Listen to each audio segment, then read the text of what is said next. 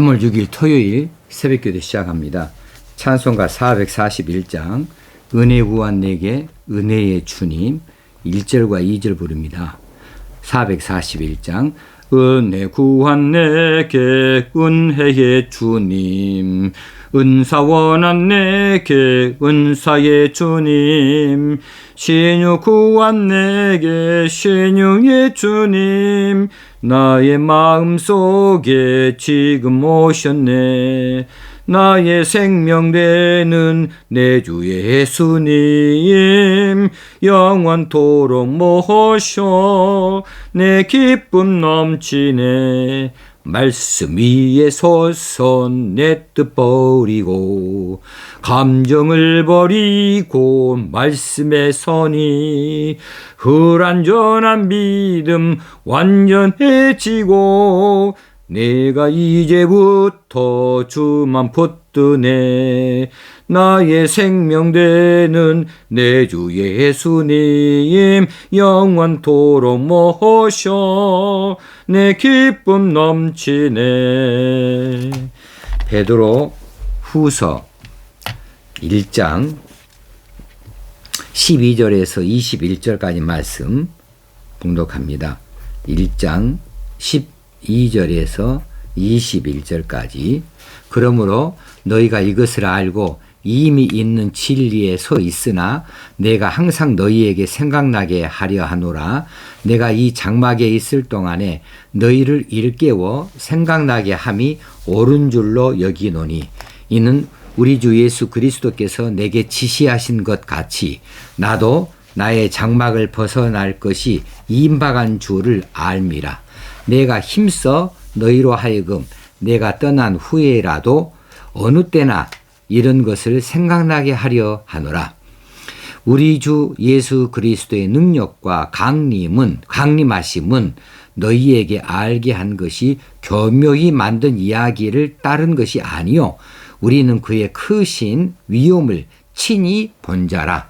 지극히 큰 영광 중에서 이러한 소리가 그에게 나기를 이는 내 사랑하는 아들이요 내 기뻐하는 자라 하실 때에 그가 하나님 아버지께 존귀와 영광을 받으셨느니라. 이 소리는 우리가 그와 함께 거룩한 산에 있을 때에 하늘로부터 난 것을 들은 것이라. 또 우리에게는 더 확실한 예언이 있어 어두운 데를 비추는 등불과 같으니 날이 새어 샛별이 너희 마음에 떠오르기까지 너희가 이것을 주의하는 것이 옳으니라. 먼저 알 것은 성경의 모든 예언은 사사로이 풀 것이 아니니 예언은 언제든지 사람의 뜻으로 낸 것이 아니요 오직 성령의 감동하심을 받은 사람들이 하나님께 받아 말한 것임이라. 아멘. 베드로 사도가 유언적인 설교를 남기고 있습니다.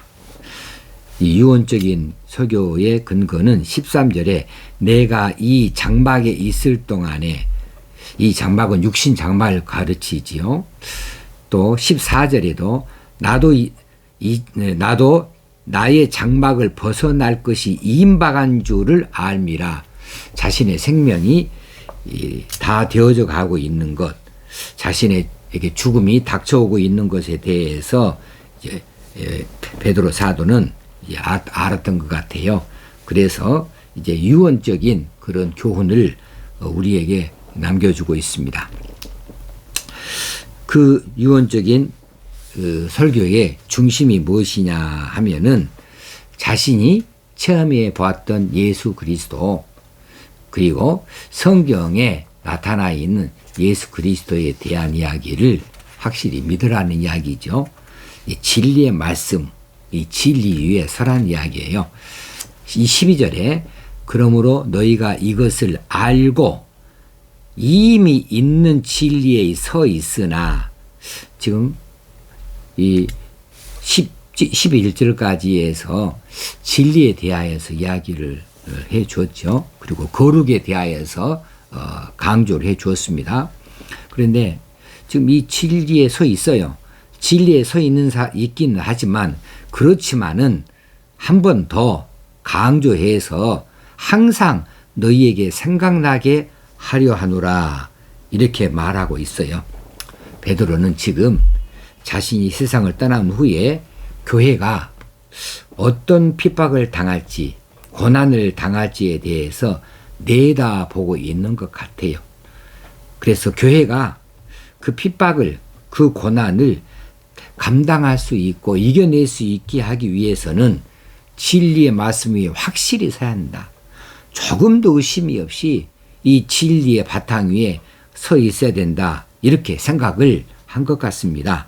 그래서 거듭해서 진리의 말씀을 가르쳐주고 일깨워 주려고 하는 거죠. 그래서 13절에 내가 이 장막에 있을 동안에 내가 이 육신 장막을 안에 있을 때에 내가 살아있을 때에 너희를 일깨워 생각나게 함이 좋은 줄로 여기노라 그랬어요. 베드로는 지금 다른 것에 욕심을 내지 않습니다. 뜻을 두지 않습니다. 이 진리의 말씀 위에 바탕 위에 교회가 서도록 그것에 온갖 힘을 다 기울이고 있는 거죠. 우리도 죽습니다. 21세기 이 과학의 시대에 살고 있지만 안 죽는 사람 어디 있습니까? 반드시 죽습니다. 언젠가는 죽습니다. 그런데 우리가 죽은 후에 우리 자녀들이나 우리 손자들에게서 무엇을 유산으로 남겨놓았다고 평을 받게 될까? 우리 죽은 후에 말이에요. 유산으로 무엇을 남겨놓고 싶으십니까? 재산입니까? 뭐 큰 아파트입니까? 아니면 뭐 농장입니까? 뭐 논밭입니까? 산입니까? 무엇을 유산으로 남기고 싶어 하세요? 그것들이 우리가 지난 시간에 본 것처럼 다 세상에 있는 썩어질 것들이고 없어질 것들 뿐이죠. 정말 꼭 정말 중요한 것은 믿음의 유산이 아닌가. 믿음을 남겨주고 가는 것. 그럼 믿음은 자동적으로 그렇게 승계가 되어지거나 그렇게 유전자에 따라서 그렇게 유전적으로 믿음이 생기는 것입니까? 그런 건 아니잖아요. 그러니 이 진리의 말씀을 자녀 손들에게 자주로 이 베드로처럼 거듭해서 또 거듭해서 내가 언제 세상을 떠날지 모르지만 이것만은 너희들에게 꼭 가르쳐야겠다. 너희들이 정말 입에서 이 이야기가 줄줄줄 나올 수 있어야겠다. 항상 너희의 생각나게 그렇게 해 놓아야겠다는 이런 마음을 가지고서 예수 그리스도에 대하여서 증거할 필요가 있습니다. 가르칠 필요가 있는 거죠. 그런데 얼마나 애쓰십니까? 이 부분에 있어서 얼마나 사명을 가지고 있고 얼마나 책임감을 가지고 있습니까? 별것을 많이 남겨줘도 그들이 지옥불에 던져진다고 한다면 이것만큼 슬픈 일이 어디 있겠어요? 이것만큼 비극적인 일이 또 어디 있겠습니까? 그러니 정말 중요한 것은 믿음입니다. 이 믿음을 우리 후손들이 간직할 수 있도록 그래서 이 든든한 믿음의 바탕 위에 서서 교회를 섬기고 하나님의 이 일에 열심을 낼 수 있도록 하나님의 뜻에 합당하게 사는 자들 되어줄 수 있도록 우리가 정말 때때로가 아니라 정말 거듭해서 가르칠 필요가 있다 싶습니다. 지금 베드로가 우리에게 이런 본을 보여주고 있는 거예요. 자, 그러면 베드로가 예수 그리스도 정말 중요한 사건이잖아요. 예수 그리스도에 대해서 말해줘야 되는데 세상 사람들이 생각하는 것처럼 교묘히 만들어낸 이야기가 아니라는 거예요.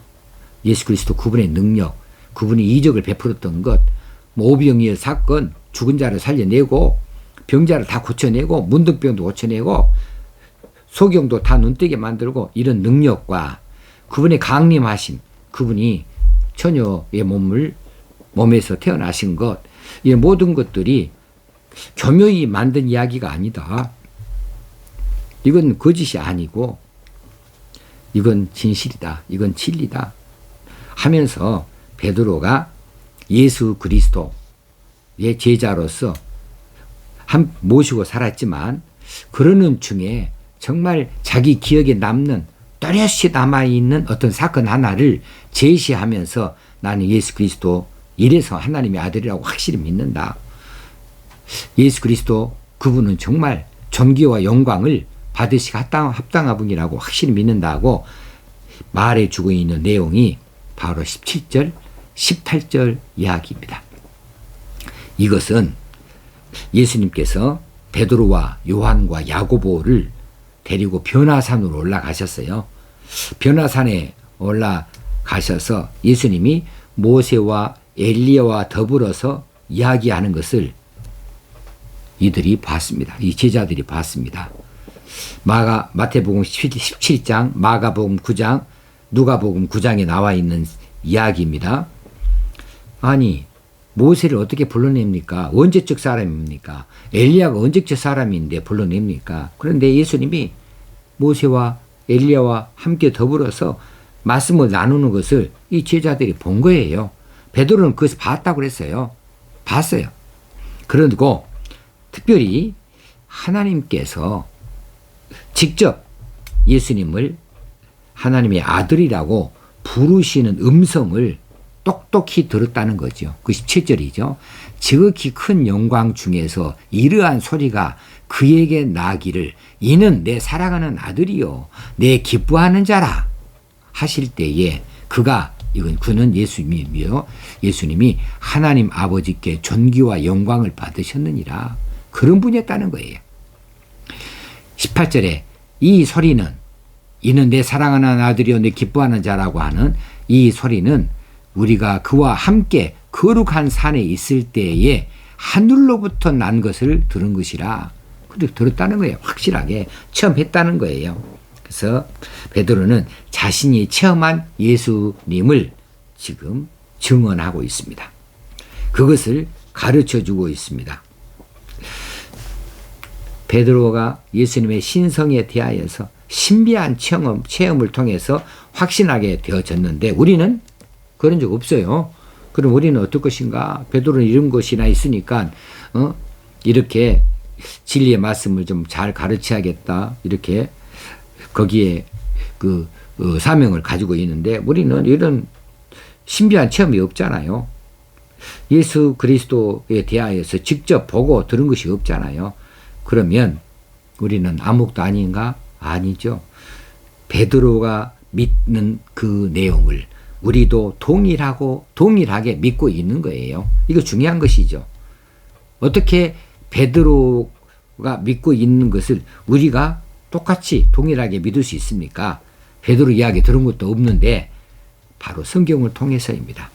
성경을 통해서 예수 그리스도에 대해서 믿고 있는데 베드로는 그 자신이 직접 예수님의 제자로서 모시고 다녔고 그 기이한 일을 행하신 것들, 그 놀라운 능력들을 행하신 것을 다 봤고 그리고 그 중에 정말 변화산에서 하나님께서 그 아들을 향하여 하시는 이 말씀, 이는 내 사랑하는 아들이요 내 기뻐하는 자라고 하는 이 음성을 똑똑히 들었다고 이야기를 하고 있습니다.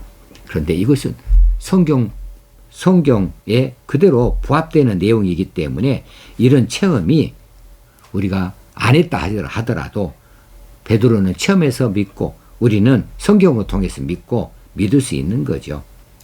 아무리 신비한 체험을 했다고 할지라도 이것이 성경적으로 합당치 않은 것이라고 한다면 이건 쓸모가 없는 이야기입니다.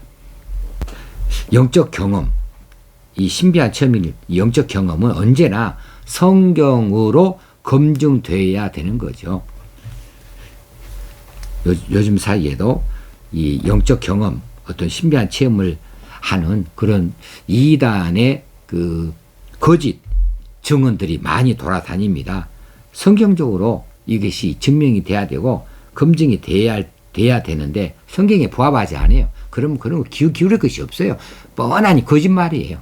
그것은 들을 가치가 없는 이야기입니다. 우리는 성경에서 말하는 것만 믿습니다. 자, 그래서 20절에 베드로가 먼저 알 것은 성경의 모든 예언은 사사로이 풀 것이 아니다. 그렇게 말해주고 있어요. 성경의 모든 예언은 사사로이 풀 것이 아니다.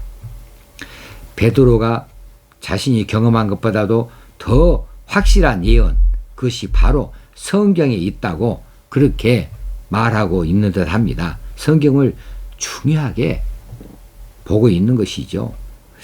그래, 사사리 해석해서는 안 된다.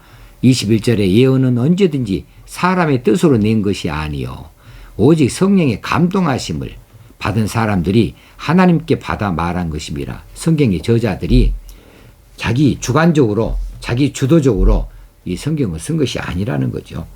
성령의 감동을 받아서 썼다, 성경을 썼다. 그러기에 성경의 진짜 저자는 누구냐 하면 성령님이시죠. 성령님이 저자가 되어지십니다.